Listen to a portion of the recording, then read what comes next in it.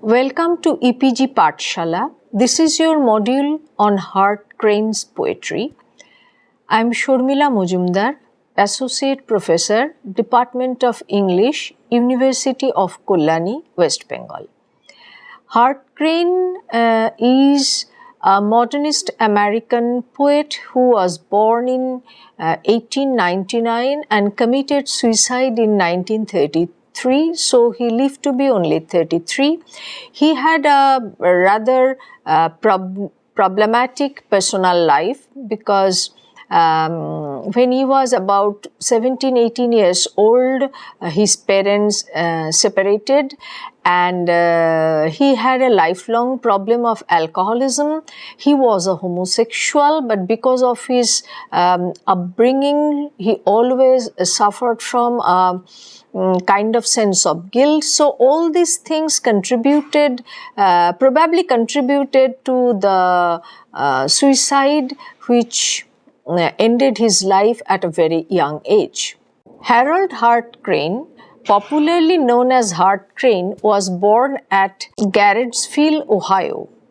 His parents had a tumultuous relationship and they divorced in April 1917. Crane dropped out of high school in his junior year and moved to New York City with the intention of joining Columbia University later. Through the early 1920s, small but well-acknowledged literary magazines began publishing his poetry. He earned respect among the avant-garde poets of his time when he published The White Buildings in 1926. This was his first volume of poetry. White Building contains many of Crane's most appreciated lyrics, including For the Marriage of Hostas and Helen and Voyages, a series of erotic poems written while Crane was romantically involved with Emil Offer, a Danish merchant marine. His ambition to synthesize America was expressed in The Bridge 1930. The Brooklyn Bridge is both the poem's central symbol and its poetic starting point. Crane left for Paris in early 1929.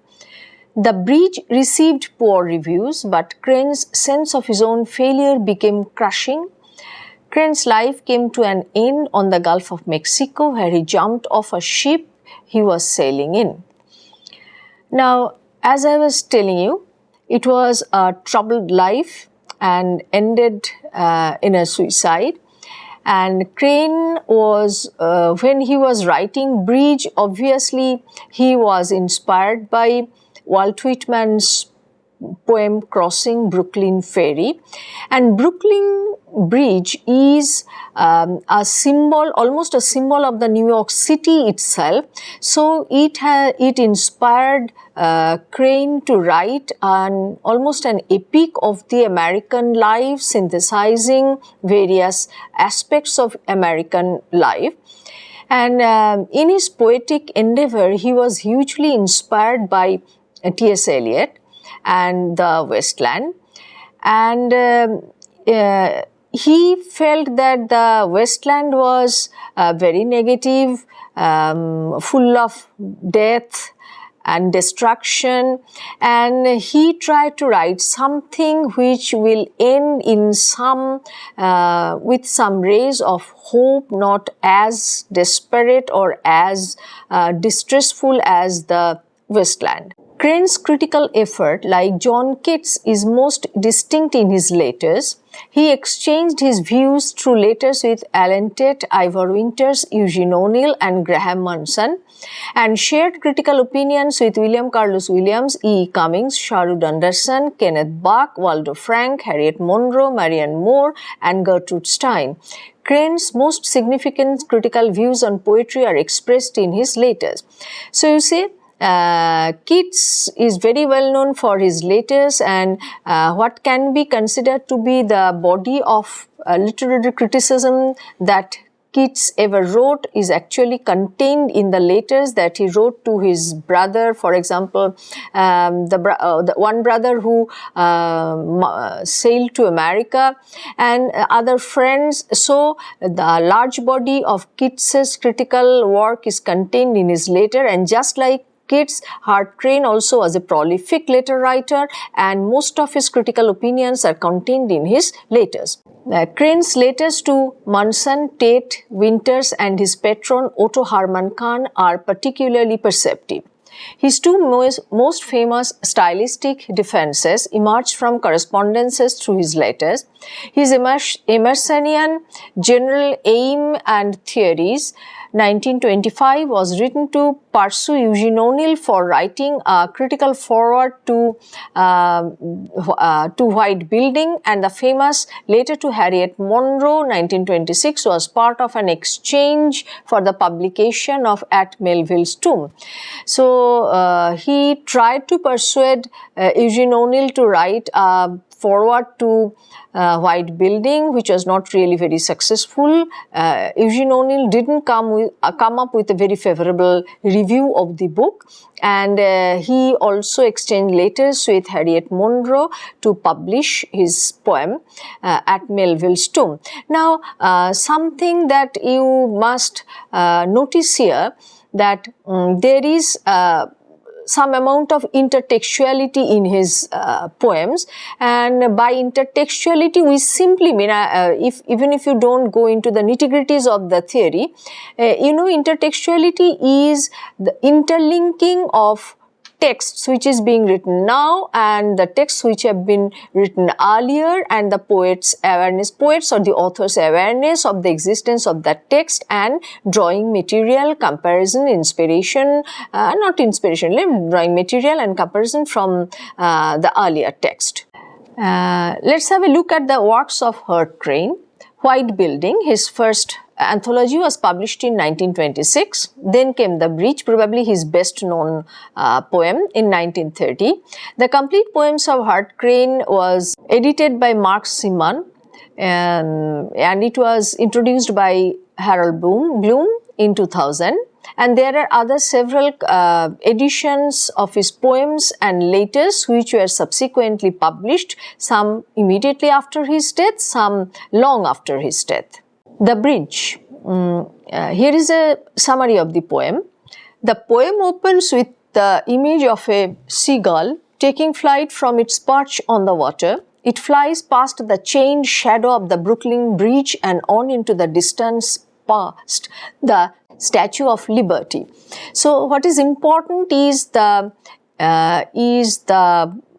image of the Brooklyn Bridge as chained and the seagull crossing over to the Statue of Liberty. Both these are symbolic. The seagull's disappearing flight reminds the speaker of the ghost-like flickers of movies. Movies are like a prophecy or the promise of some truth that's never told. He's not too keen on them.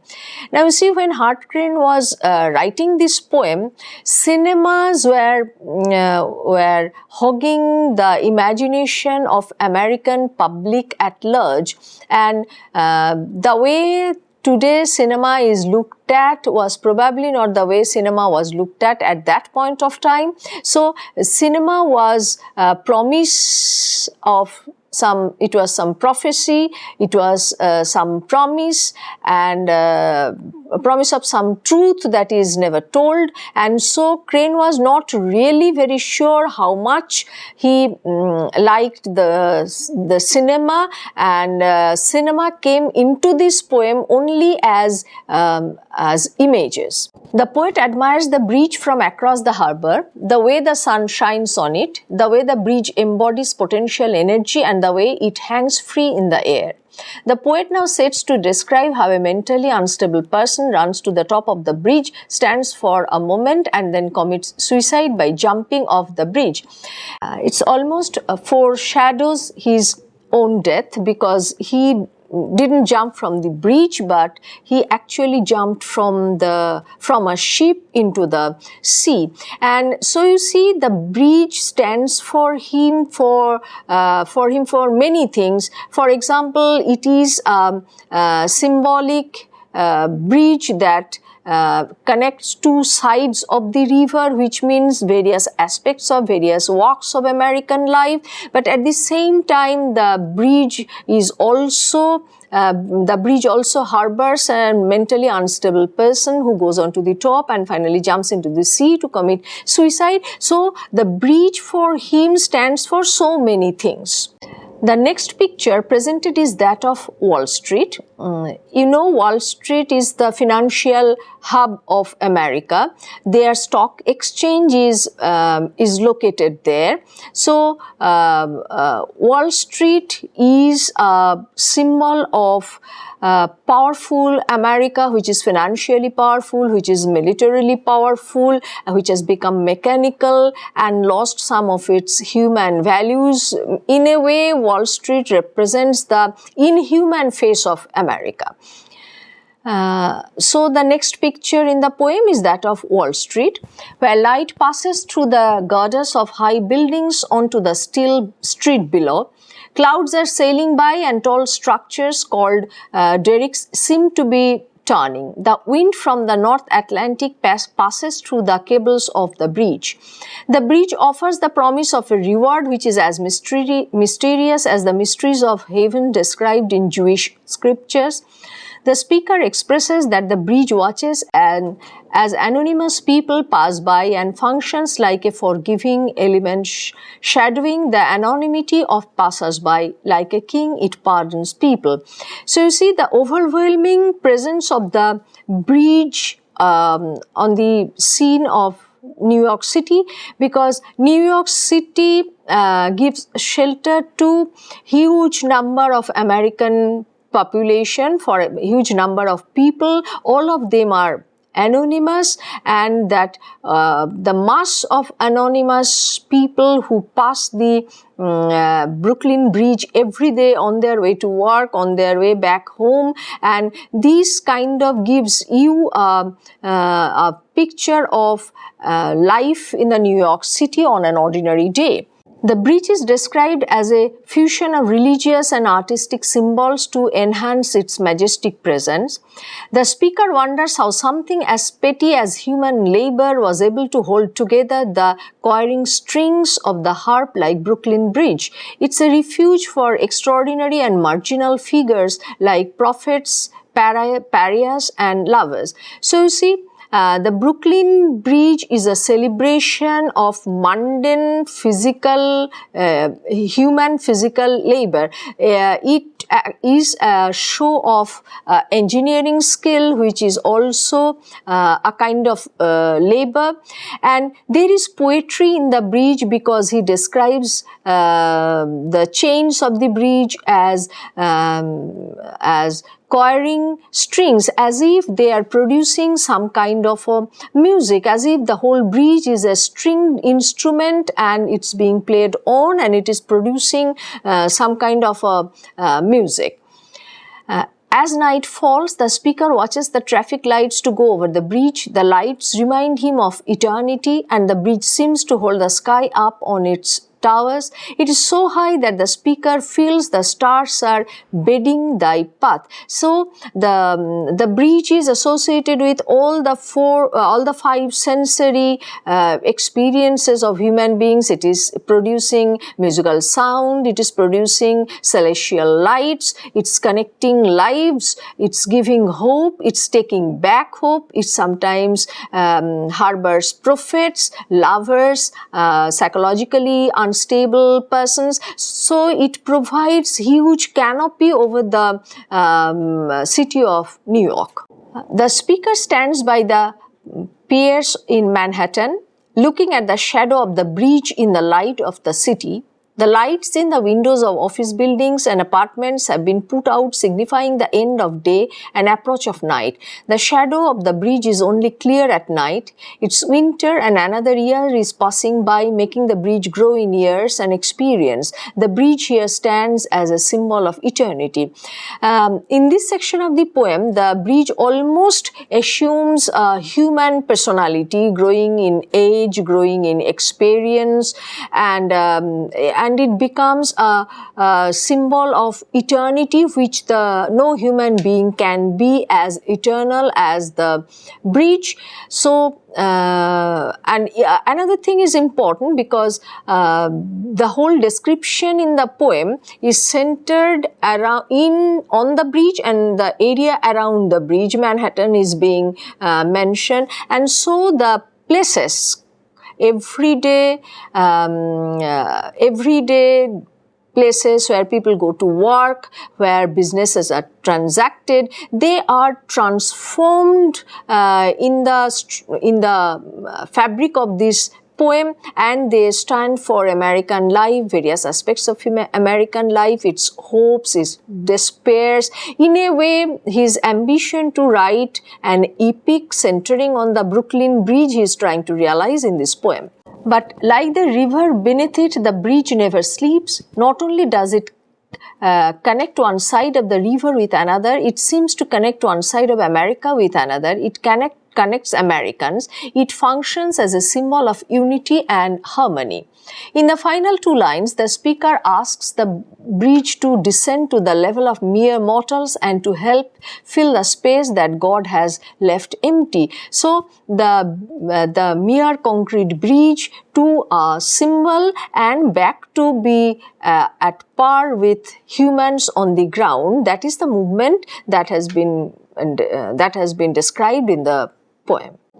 The seagull, which flies on to the top of the bridge and crosses over to the Statue of Liberty, is an ordinary bird, too insignificant to be used in the opening lines of a poem, but Crane uses a common bird as a symbol of freedom.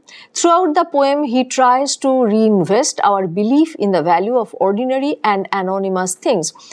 I think this is something typically American, because America, if we go back to Whitman, probably this tradition started with Whitman, that ordinary things, ordinary people, ordinary incidents of everyday life, they have been given, they have been invested with symbolic significance, and that typically represents the poetics of modernist American poetry.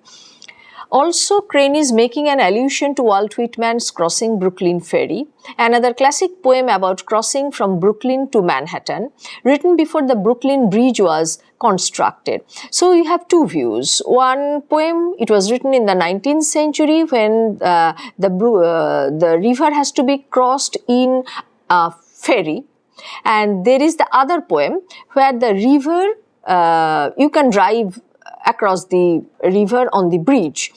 So like Walt Whitman, Hart Crane found life in New York City to be a combination of excitement and fear, thrilling and thriving.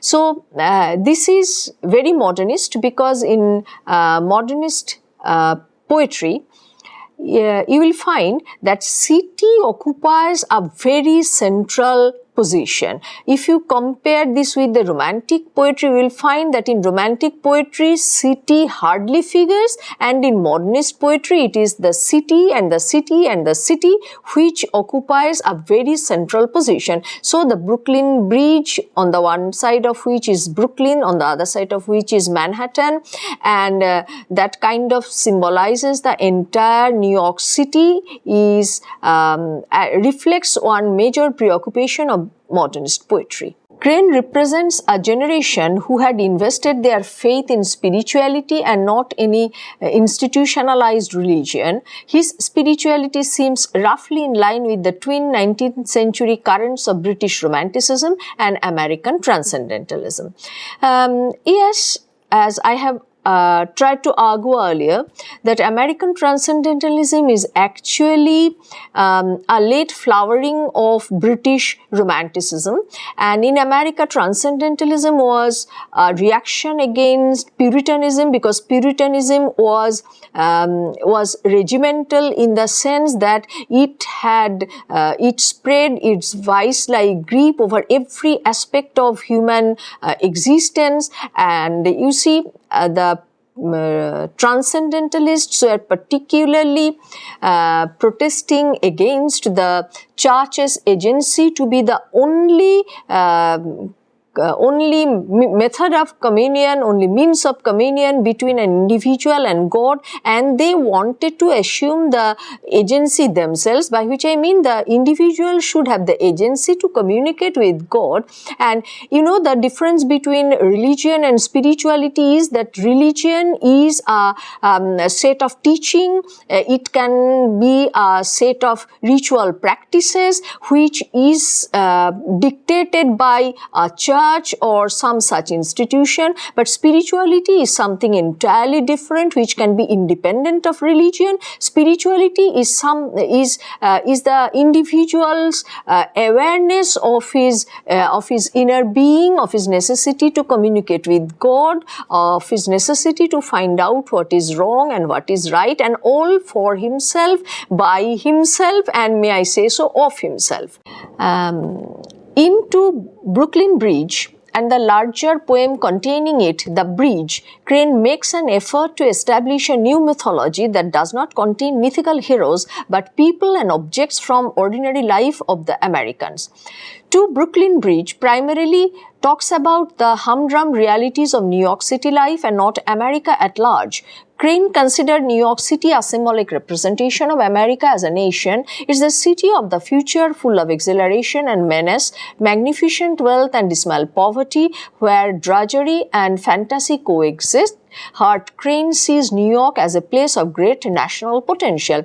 So you see how two strands of poetry meet here. One is transcendentalist, where the individual's need for spirituality is highlighted, and there is this mythopoeia, where no classical hero, no Agamemnon comes down, no classical hero is celebrated. It is the common man, it's the individual who is celebrated in these poems. And I will again refer to Walt Whitman, because it is Whitman who probably brought this trend to American poetry, and Hart Crane was trying to look at New York as a representative of America, which combines each and every aspect of American life. The Bridge, which contains To Brooklyn Bridge, is sometimes associated with T.S. Eliot's Wasteland. Both poems offer a phenomenal reading of the 20th century life and depict the paranoia of modern existence. Both the poems criticize the hollowness of modern existence and offer a criticism of American capitalism and the endless desire for money making that the bourgeois class harbors. Crane does not sympathize with the peaceful citizen pampering their escapist traits at movies or with the executives of Wall Street splurging away to glory. Instead, his sympathy lies with the anonymous person about to jump off the bridge, with the down and out, with the lovers and the urban prophet. The next poem we are going to discuss is At Melville's Tomb. And you know, this is the poem At Melville's Tomb, about which he corresponded with Marianne Moore. And you know, I have very passingly referred to intertextuality, and in this poem you will find some, because the poet, as the title suggests, is at Melville's tomb, and what he is doing there? Is he paying his tribute to a progenitor, or is he criticizing him, or is he trying to draw some kind of inspiration from his work? So whichever he does, it's in a way intertextuality. The 16-line poem pays a tribute to the 19th century American novelist Herman Melville. In the custom of many poems written by young writers to address their forerunners, the poem accomplishes the dual purpose of praising the yesteryear writer and also suggests that he shares the worldview of the younger generation of writers. Crane imagines Melville meditating on one of Crane's preferred themes, the twin nature of the sea. The poem opens with the image of the novelist watching breakers roll onto a beach. Melville, being a sailor by profession, had complete knowledge and understanding of the sea. His famous novel Moby Dick, the one that Crane alludes to in his poem, is not primarily about the sea, but rather offers a study of fraternal and hierarchical relations between men at a whaling ship. So now it is clear why Crane was going back to Melville, because Melville was a sailor by profession, because he wrote Moby Dick, which is an epic, not only because of its various layers of significances, but it is also an epic description of life on the sea. Crane always had a fascination for sea, and that is why probably finally he wanted to end his life in the water of the sea. So what he is trying to do, as I was telling you, that he was trying to pay a tribute, he was trying to find inspiration, and he was kind of imagining that Melville feels some kind of empathy with him, because Melville was fascinated by the sea and so is he. The poem Melville's Tomb opens with an allusion to Melville's death as he died at sea. Crane imagines the dead Melville sitting at an elevated position watching through time. The word embassy signifies a Shakespearean locution for a message, which is bequeathed from sea to land, from washed up bones to on chapter 104 of Moby Dick, the word bequeath appears. So, what does this word bequeath mean? To give away. So, what is being given away? It is a kind of gift that the sea sends to the land. Crane, in a letter to the editor of poetry magazine Harriet Monroe, offered clues to interpret these lines. Monroe could not understand how ice could lift altars. In the second stanza, Crane talks about shipwrecks, cause death, and the remains of sailors and their belongings seem to tell a story that is heard by the mariners sitting atop through time. In the third stanza, Crane refers to circuit come and silent answer. The silence here is crucial too. One can merely hear sounds while underwater, especially at bottom of the sea.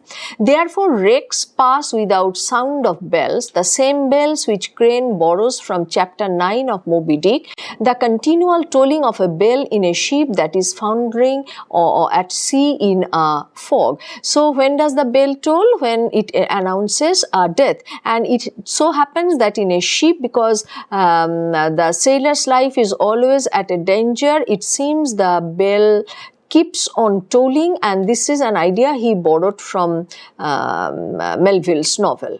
Thus, the monody, the song of poets, coming as it does above the boundaries of Melville's tomb, high in the azure steeps is silent as well, to the sea-entombed Melville, to the mariner looking up from below, the water surface is the limit of his world. There are no further tides. The sea gets to retain the fabulous shadow of the floating mariner, the shadow signifying that the mariner is no longer a part of this world but has become a denizen of the sea. And this kind of, as I repeat now, it foreshadows Hart Crane's own death and his own destiny.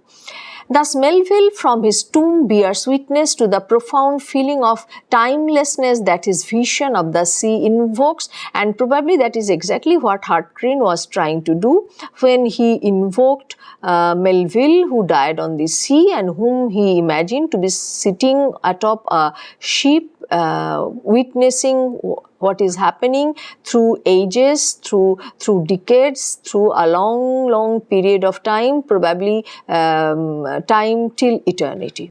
In the poem At Melville's Tomb, Hart Crane, by willfully avoiding the present tense, places the reader into an epistemological predicament. Crane plays and challenges the idea of time and space, bringing together a character of the past and a situation involving the present.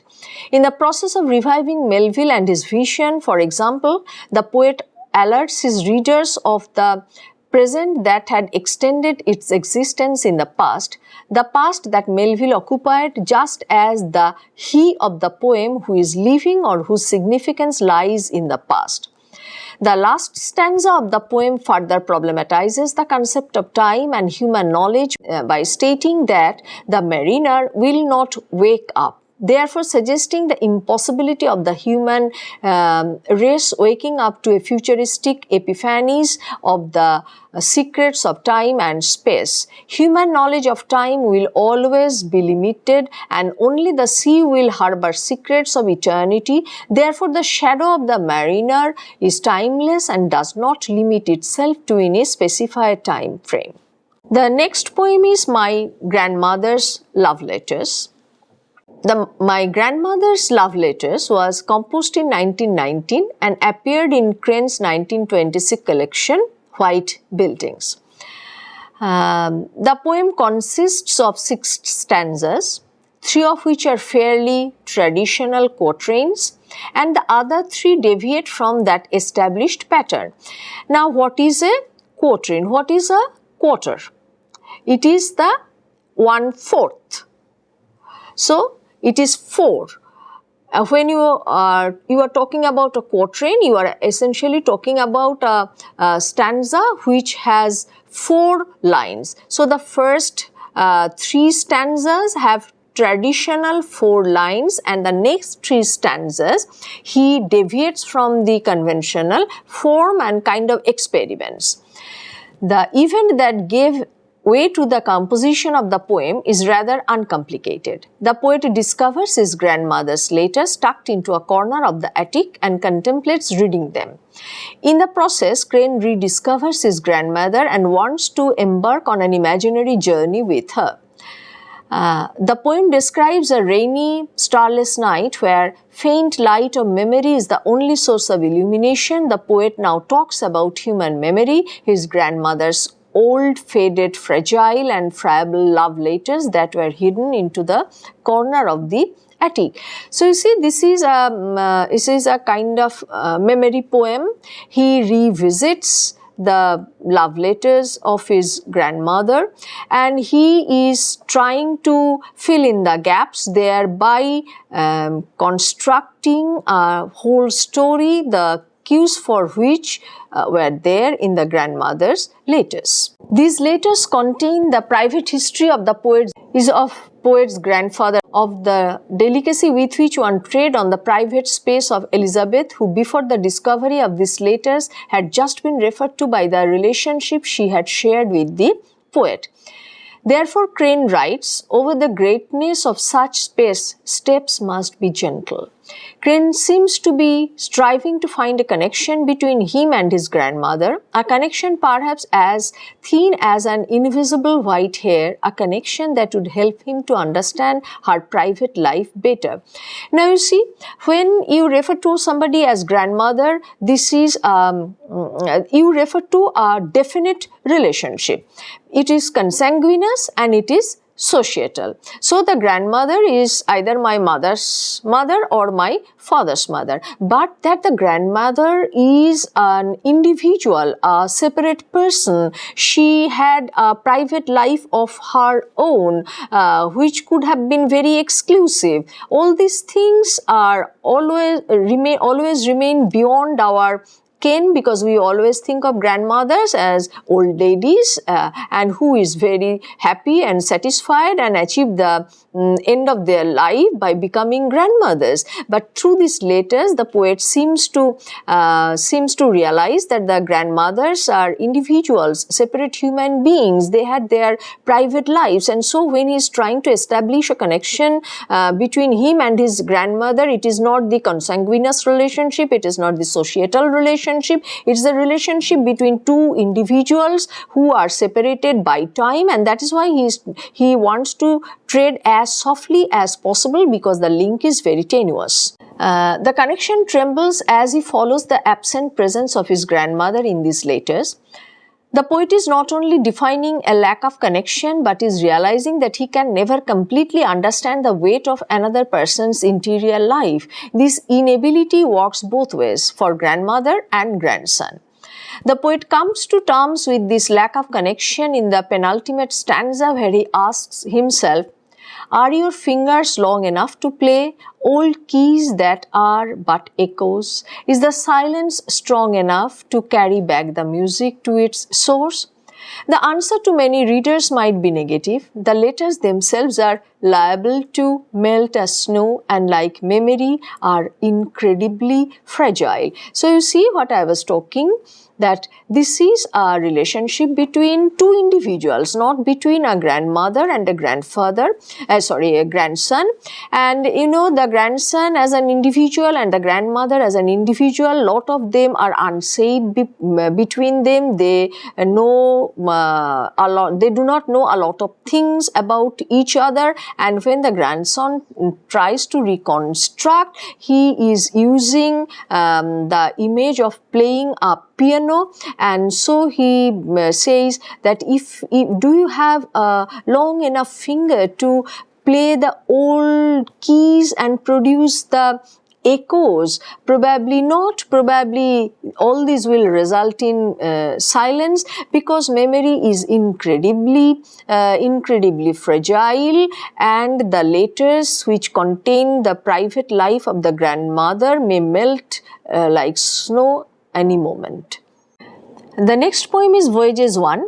Voyages 1 invokes the underlying deception and malevolence of a maternally guided and guarded world for children, where they are set free to play along the beach but are unaware of the limits they never should cross.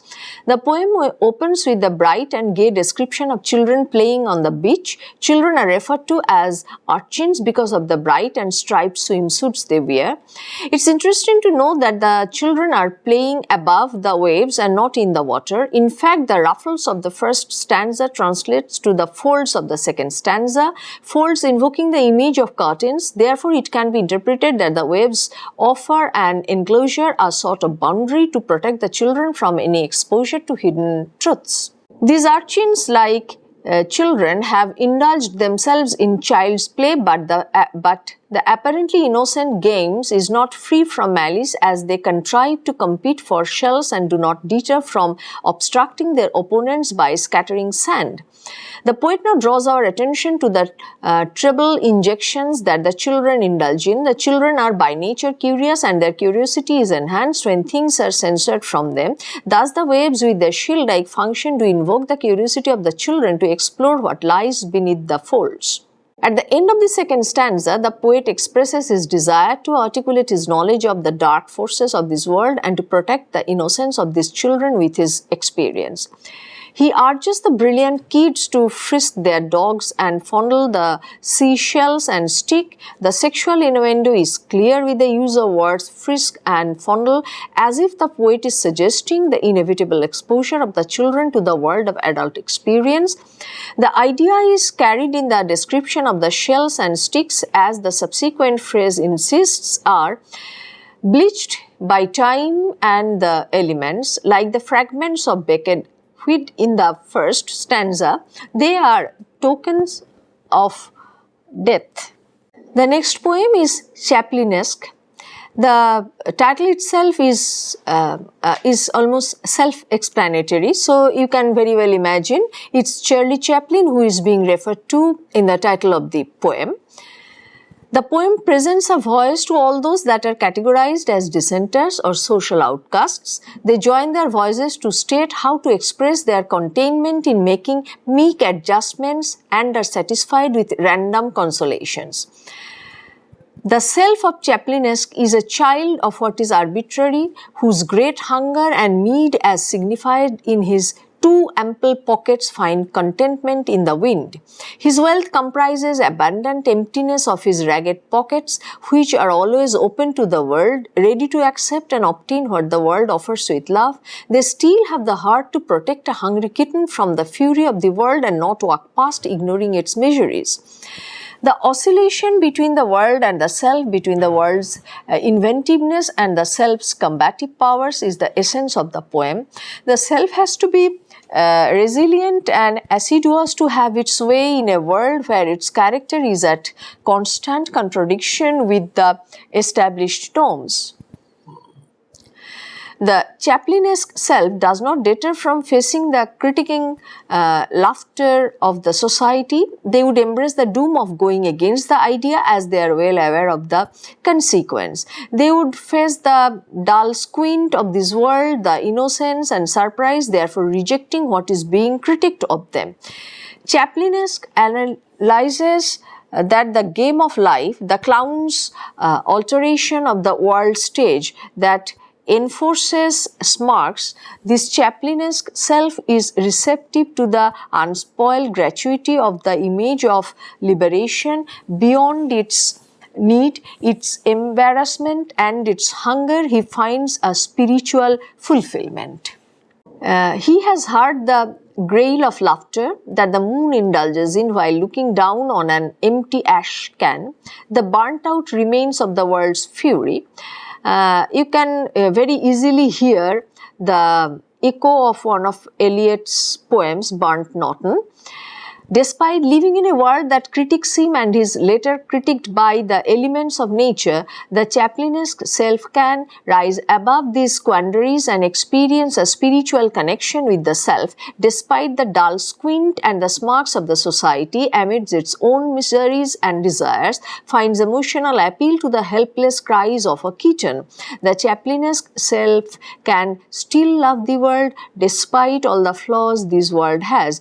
And as you finish reading this poem, you know that how the probably the greatest comedian the world is being celebrated, because you know what appears as comedy is not always comedy, because what is hidden behind laughter and behind mimicry is a profound sorrow, helplessness, and that is exactly what Charlie Chaplin represented to the world. Chaplin had faced the dull squints of the world and was even ostracized from his society and from his country too. The poem is a remarkable dramatization of the position in modern society of those who are excluded from the establishment. The persona, the we of the poem epitomizes all outsiders, not only the poets and other artists, but also those who do not live according to the norms dictated by society. The poem salutes their undying spirit and their will to make their way into society that marginalizes them. So you see, we have come to the end of this module, and you remember Hartkrane died rather young, so his poetic oeuvre is not huge, but you can see very well from the poems that have been discussed in this module that he was a tortured soul. He tried to negotiate with a world which he felt to be cold, dark, cruel, and still he tried to negotiate with them, and that is why probably the last poem that we discussed, he took refuge, he tried to draw strength from Charlie Chaplin, who was laughed at, and in exchange for the smirk he laughed back to the world, and thereby trying to retain his sanity, his sense of balance, and tried to negotiate with the world at large.